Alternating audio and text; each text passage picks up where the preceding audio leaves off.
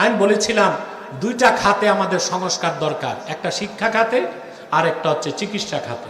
আমাদের দেশে যে শিক্ষা ব্যবস্থা আছে, এই শিক্ষা ব্যবস্থায় ভালো আল্লাহওয়ালা বুজুর্গ হয় না, কোনো বিজ্ঞানীও হয় না, দার্শনিকও হয় না, গবেষকও হয় না, সব হয় শুধু অফিসার। এত অফিসার দিয়ে কি করব? যত অফিসার তত ঘুষ। উন্নত বিশ্বে নৌকা থেকে শুরু, এখন তারা সাবমেরিন বানিয়েছে, আর আমরা বাঙালি নৌকাতে শ্যালো মেশিন ফিট করে ট্রলারে রূপ দিছি। প্রাইমারি থেকে বিশ্ববিদ্যালয় পর্যন্ত প্রত্যেকটা স্তরে কোরআন সুন্নাহ শিক্ষাকে বাধ্যতামূলক করতে হবে। সাথে বিজ্ঞান, ভূগোল, ইতিহাস, প্রযুক্তি, artificial intelligence, robotic science, computer science, physics, chemistry, zoology, botany, cosmology সব থাকবে। এই শিক্ষায় শিক্ষিত হলে একজন নাগরিক হবে যোগ্য মুসলিম, আরেকদিকে হবে যোগ্য বিজ্ঞানী, দার্শনিক, কবি, প্রযুক্তিবিদ, এসপি, ডিসি, সচিব, আমলা, কামলা। ঠিক কিনা বলেন? তা আমাদের শিক্ষা ব্যবস্থা বদলানো দরকার কিনা? আরেকটা সংস্কার দরকার, আমি সরকারকে আগেও বলেছি, আজও বলছি, চিকিৎসা খাতে। দেশে একটা দুইটা হসপিটাল আছে, তাও বিশ্বমানের ট্রিটমেন্ট নাই। এমআরআই মেশিনের দাম কত? একটা সিমেন্ট কোম্পানি জার্মানের এমআরআই মেশিনের দাম 22 কোটি টাকা। আপনি যে হসপিটালে যাচ্ছেন পুরাটার দাম নেই 2 কোটি। এখানে আপনি কি ট্রিটমেন্ট পাবেন?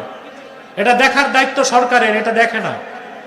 সিভিল সার্জনের দায়িত্ব, সে ঘুষ খায়া সব ছাড়পত্র দিয়ে দেয়। পৃথিবীতে মুসা চলে গেছেন, তাওরাতও চলে গেছে, ঈসা উঠে গেছেন, ইনজিলও। এখন পৃথিবীতে যেটা আছে old testament, new testament, Bible, এগুলো হচ্ছে ইহুদি খ্রিস্টানদের বানোয়াট। ইহুদি খ্রিস্টানদের বানোয়াট। এরা শুধু আল্লাহর কথাগুলো বদলায় নাই, নবীদের নামও বদলায় দিছে বাইবেলে। যেমন সুলেমান নবীর নাম লেখছে সলোমন, দাউদের নাম ডেভিড, ইলিয়াসের নাম এলসিস, ইদ্রিসের নাম অদ্রিত, মুসার নাম মোশি, ঈসার নাম জেসাস, ইউসুফের নাম ইউসেফ, ইব্রাহিমের নাম আব্রাহাম। নাউজুবিল্লাহ কইবেন না? কিছু বলবেন? বসে, তোমরা দাঁড়ায় আছো কেন? বসো না। তো যারা আব্দুল হাই কই? আব্দুল হাই সাহেব। প্রিয় ভাইরা, কষ্ট দিয়ে ফেললাম। যারা আল্লাহর কিতাবগুলি বদলায় ফেলছে, নবীদের নাম বদলানো তাদের পক্ষে অসম্ভব ছিল? তো রাসূলুল্লাহর জামানায় তাওরাত কিতাবে কিছু কথা সত্য ছিল, কিছু কথা, বাকিটা সব বরবাদ হয়ে গেছিল। হযরত ওমর তাওরাত কিতাবের কিছু পৃষ্ঠা নিয়ে রাসূলুল্লাহর সামনে উপস্থিত। আল্লাহর হাবিব বললেন, ওমর তোমার হাতে কি? তিনি বললেন, বানু কুরাইজাতে আমার এক দুঃসম্পর্কের ইহুদি ভাই আছে, সে তাওরাত কিতাবের মূল বক্তব্য লিখে দিয়েছে, এটা আমার হাতে। কথাটি শোনার সঙ্গে সঙ্গেই আল্লাহর হাবিব সাল্লাল্লাহু আলাইহি ওয়াসাল্লাম এত বেশি রাগান্বিত হলেন, ওনার নূরের চেহারায় রাগের প্রকাশ ঘটল। হাদিসের রাবী বলেন, আমি হযরত ওমরকে বললাম, আলা তারা বিওয়াজহি রাসূলিল্লাহ সাল্লাল্লাহু আলাইহি ওয়াসাল্লাম, ওরে ওমর, তোমার এই কথায় রাসূলুল্লাহ কতটুকু নারাজ হয়েছেন তুমি কি তা দেখো না? বুঝতে পেরে হযরত ওমর আল্লাহর হাবিবের সামনে যে হাঁটু গেড়ে বসে গেলেন আর পড়তে লাগলেন, রাদিতু বিল্লাহি রাব্বা, পড়েন, রাদিতু বিল্লাহি রাব্বা ওয়া বিল ইসলামি দীনা ওয়া বি মুহাম্মাদিন সাল্লাল্লাহু আলাইহি ওয়াসাল্লাম রাসূলা। আল্লাহর হাবিবের গুসা চড়ে গেল। তারপর আল্লাহর হাবিব যে নসিহত করলেন, আমি হাদিস শরীফ থেকে তা শোনাচ্ছি, কান পেতে শুনতেছেন? কানে শুনবেন, মনের পাতায় লিখবেন। আল্লাহর হাবিব বললেন, লাউ আসবাহা ফীকুম মূসা আলাইহিস সালাম সুম্মা ইত্তাবা'তুমুহু ওয়া তারাকতুমুনি লাদালালতুম। ও সাহাবীরা, এখনো যদি পয়গম্বর মূসা তোমাদের মাঝে জীবিত থাকতো, তোমরা যদি মূসার অনুসরণ করে আমার অনুসরণ বাদ দাও, তোমরা পথভ্রষ্ট হয়ে যাবে।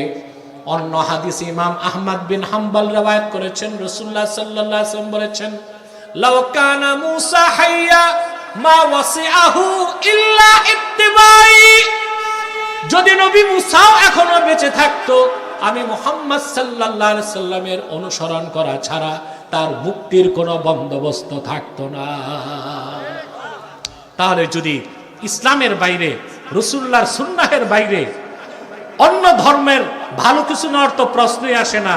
মুসা নবীর তাওরাতের কিছু যদি না নেওয়া যায়, ঈসা নবীর ইনজিলের কিছু যদি নেওয়া না যায়, অন্য কোন আদর্শ মতবাদ ধর্মের ভালো কিছু নেওয়া যাবে? আর দলিল লাগবে? কিছু মানুষ আছে যুক্তিবাদী, যুক্তি পছন্দ করে। একটা যুক্তি দিব? আমি মাহফিলে কৌতুক, যুক্তি, বদমাশি, ফাইজলামি এগুলো করি না। এতে মাহফিলে নূর থাকে না, হাসাহাসি হয়, আর কিছু বাচ্চা ছোকরা এরা আনন্দ পায়। এটা তো আর মাহফিল হয় না, এটা মেলায় রূপ নেয়। আমাদের বক্তাদের উচিত এগুলো না করা, ঠিক না? আমি একটা যুক্তি দিচ্ছি আপনাদেরকে। আপনারা ওষুধ খান? কথা বলেন। তবে আপনি শুনলে অবাক হবেন, নেপাল ভুটানের গরিব রাষ্ট্রের ওষুধ যত নির্ভেজাল, তার চেয়ে ভেজাল ওষুধ বাংলাদেশে। আমি এই সরকারকে 12 মাস আগে আমার কিছু অনুরোধ এই সরকার রেখেছে। আমি আজ থেকে 15 মাস আগে সরকারকে বলেছিলাম লালমনিরহাটে একটা এয়ার বেস করতে। সরকার সেটা করতেছে আলহামদুলিল্লাহ। 7 সিস্টার যেন কাটা যায়, সেটা হচ্ছে। ভারতের সাথে যেন বাণিজ্য সম্পর্ক কমায় দেওয়া হয়, এটাও হয়েছে আলহামদুলিল্লাহ। আমি বলেছিলাম 2টা খাতে আমাদের সংস্কার দরকার, একটা শিক্ষা খাতে আর একটা হচ্ছে চিকিৎসা খাতে। শিক্ষা খাতে কেন? আমাদের দেশে যে শিক্ষা ব্যবস্থা আছে, এই শিক্ষা ব্যবস্থায় ভালো আল্লাহওয়ালা বুজুর্গ হয় না, কোনো বিজ্ঞানীও হয় না, দার্শনিকও হয় না, গবেষকও হয় না, সব হয় শুধু অফিসার। কি হয়?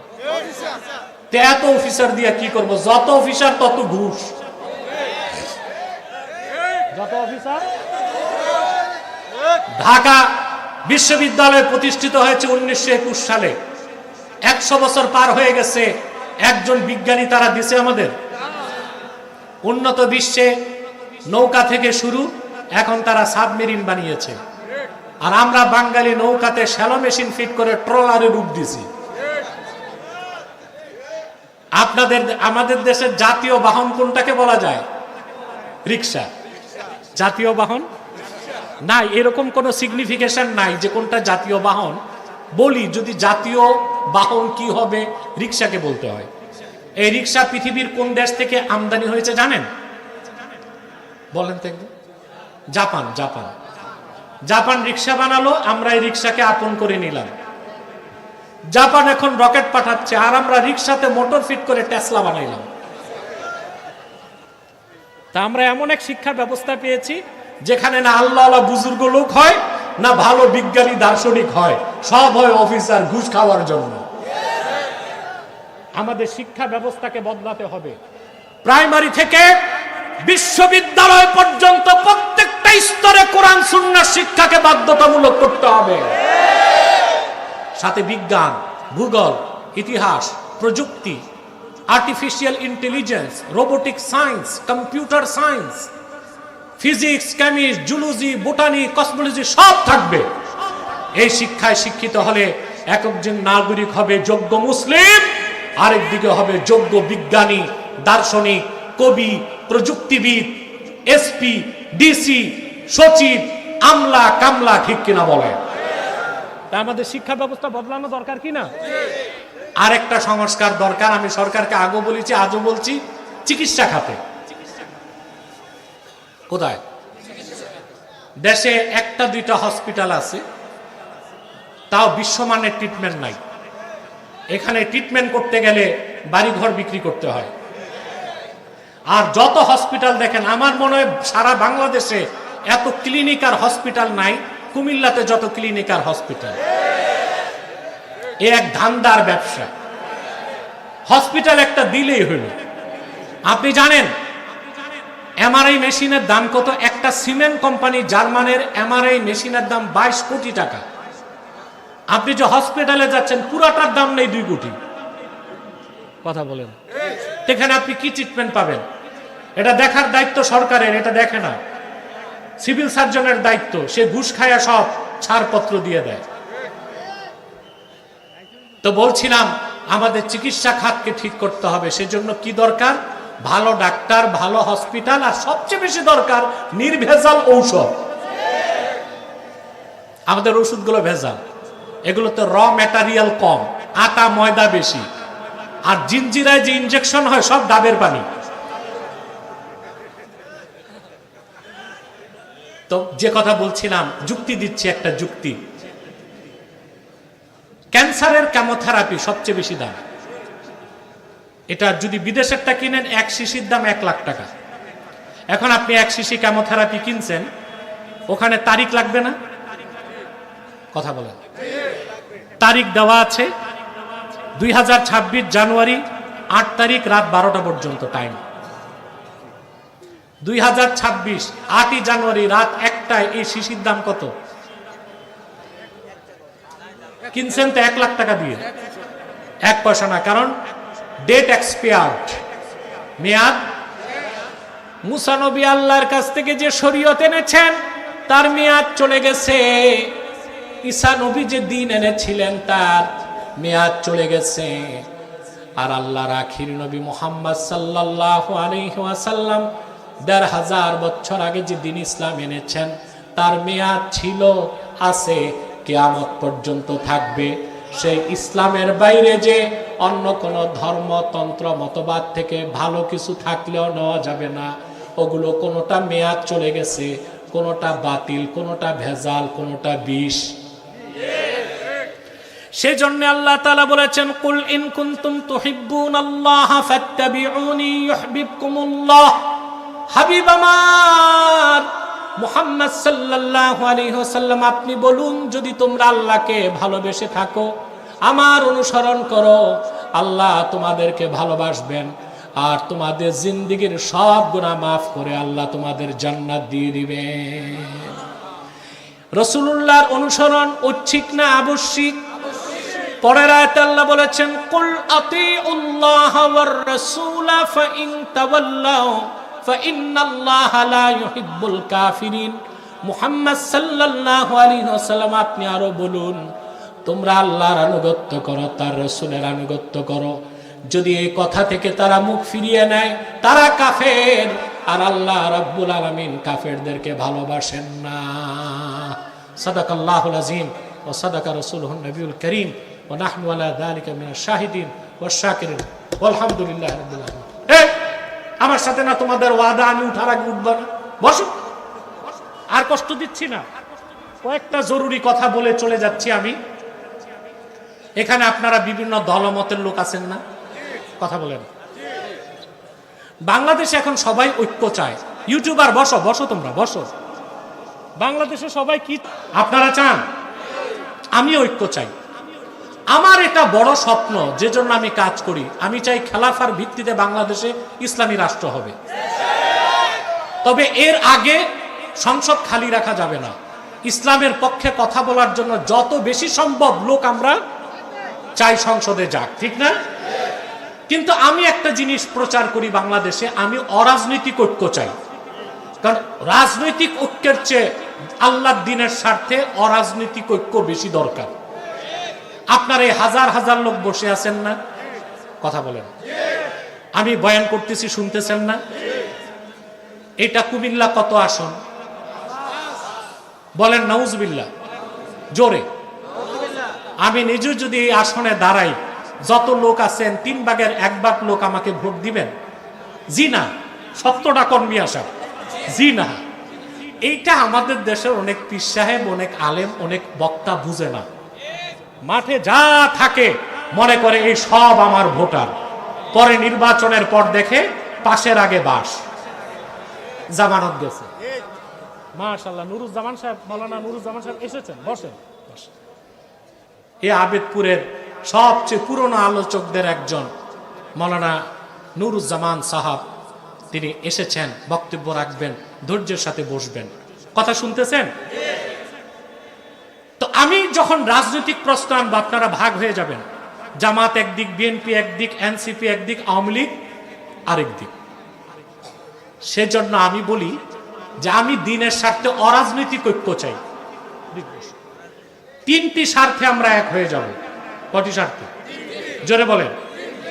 ইসলামের সুমহান স্বার্থ রক্ষায় আমরা ঐক্যবদ্ধ হয়ে যাব। রাজি আছেন? মুসলমানদের মৌলিক দাবি আদায় আমরা এক হয়ে যাব, আর বাংলাদেশের স্বাধীনতা রক্ষায় আমরা ঐক্যবদ্ধ হয়ে যাব। আমাদের এই তিনটি স্বার্থের বিরুদ্ধে বাংলাদেশে কাজ করতেছে তিনটি অমুসলিম সম্প্রদায়। তার মধ্যে সবচেয়ে নিকৃষ্ট হচ্ছে কুখ্যাত কাদিয়ানি সম্প্রদায়। তারা কাফের এবং অমুসলিম। তাদেরকে যারা কাফের বলবে না তারাও কাফের, কারণ তারা আকীদা খাতমে নবুয়তকে বিশ্বাস করে না, যে বিষয়ে আমার ছাত্র মাওলানা আব্দুর রহমান জাবিরি আপনাদেরকে বক্তব্য শুনিয়েছে। তো আকীদা খাতমে নবুয়ত যারা বিশ্বাস করবে না তারা মুসলমান না কাফের? তারা কাফের। তারা আল্লাহর আখিরি নবী মুহাম্মদ সাল্লাল্লাহু আলাইহি সাল্লাম আল্লাহর শেষ নবী, এই কথা তারা বিশ্বাস করে না। বলেন নাউজুবিল্লাহ।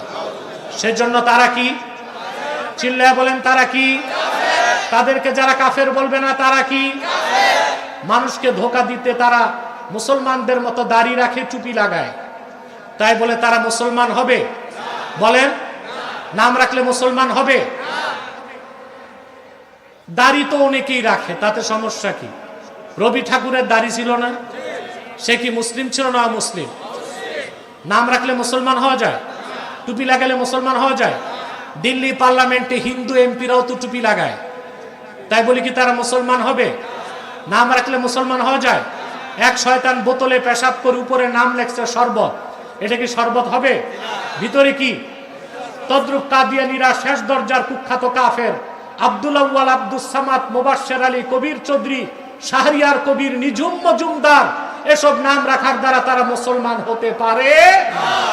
আমার ভাইরা, আমার বন্ধুরা, আমার আল্লাহ ও নূর নবীজি আমার মুহাম্মদ মুস্তাফা সাল্লাল্লাহু আলাইহি ওয়াসাল্লামের ইসলাম ও কোরআনের হাজার হাজার হাজার বছর পরে বর্তমান ভারতের কুখ্যাত পাঞ্জাবের কুখ্যাত গুরুদাসপুরের কুখ্যাত কাদিয়ানে ইংরেজ আমলে এক শয়তান নিজেকে নবী দাবি করছে। চিল্লায় বলেন নাউজুবিল্লাহ।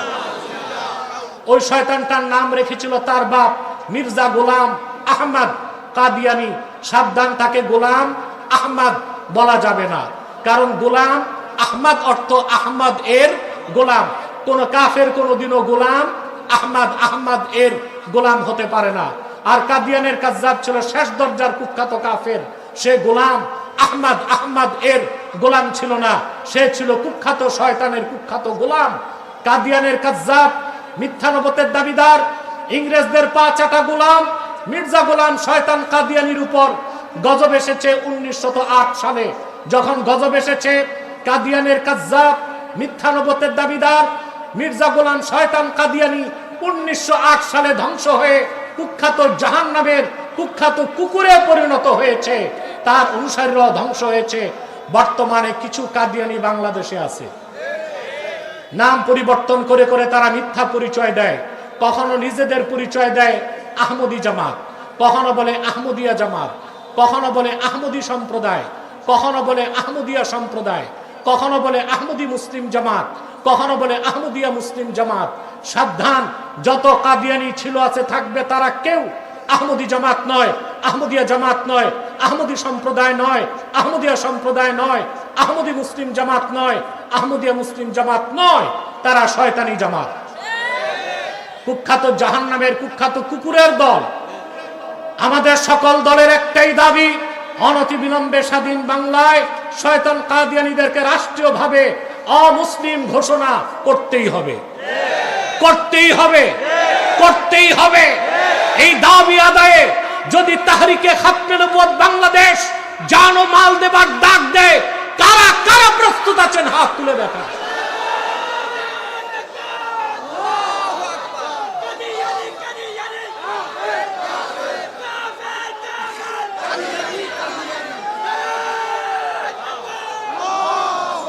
প্রিয় ভাইরা, তাদেরকে অর্থনৈতিক সহযোগিতা করবেন না? করেন? জি করেন। প্রাণ কোম্পানির যত জিনিস তাদের, সেজান কোম্পানির জুস তাদের, RFL এর পণ্যগুলো তাদের, প্রথম আলো নামের প্রথম অন্ধকার পত্রিকা, ডেইলি স্টার এবং ভিশন, এগুলো তাদের। নৈতিক দায়িত্ব হিসেবে এগুলো ধরবেন না, কিনবেন না, বেচবেন না, মনে থাকবে। আরেকটি অমুসলিম সম্প্রদায় আমাদের যুবকদের হানা দিছে, এটার নাম হিজবুত তাওহীদ। এটা হিজবুত তাওহীদ না হিজবুত শয়তান। এটাও ইহুদিদের আবিষ্কৃত একটি দল, যারা বলে ছেলে মেয়ে বিয়ে ছাড়াও সম্পর্ক করতে পারে, বলে দাজ্জাল বলতে কিছু নাই, নামাজ বলে না, বলে নুমাজ, ইসলাম বলে না, বলে ইসলাম, আবার বলে নামাজ হচ্ছে ট্রেনিং, উজু থাকলেও হবে, উজু ছাড়াও হবে। নাউজুবিল্লাহ বলবেন না? আর একটি অমুসলিম সম্প্রদায় আপনাদের স্বাধীনতায় হাত দিতে চায়, এটা হচ্ছে খ্রিস্টান মিশনারি, তাদের ঈসাই জামাত। এই পর্যন্ত তারা 2.5 লক্ষ পরিবারকে খ্রিস্টান বানিয়েছে। তাদের উদ্দেশ্য হচ্ছে বাংলাদেশের একটা ভূখণ্ড আলাদা করে তারা খ্রিস্টান রাষ্ট্র বানাবে। তা হতে দিবেন? এক সাগর রক্তের বিনিময়ে তা হতে দেওয়া হবে না। আমি আপনাদের কল্যাণ চাই। আমি চলে যাচ্ছি। আমি কোনো দোয়াও করছি না, পরবর্তী আলোচক বিব্রত বোধ করবে। আমি দোয়া চাই আমাদের বংশের মুরব্বি এসেছেন ওজায়ের আহমদ আতিকি রহমতুল্লাহর জন্য, দোয়া চাই ওনার ভাতিজা জামাতা আমার ভাই মাওলানা আয়াজ আহমদ সিদ্দিকী জুবাইরের জন্য, তার সাহেবজাদা মাআজ সিদ্দিকী জোনপুরের জন্য, এখানে আব্দুল হাই সাহেব আছেন, কমিটির লোকজন আছেন, তাদের সবার জন্য আমি দোয়া চাই। ওয়া আখির দাওয়ানা আলহামদুলিল্লাহি রাব্বিল আলামিন।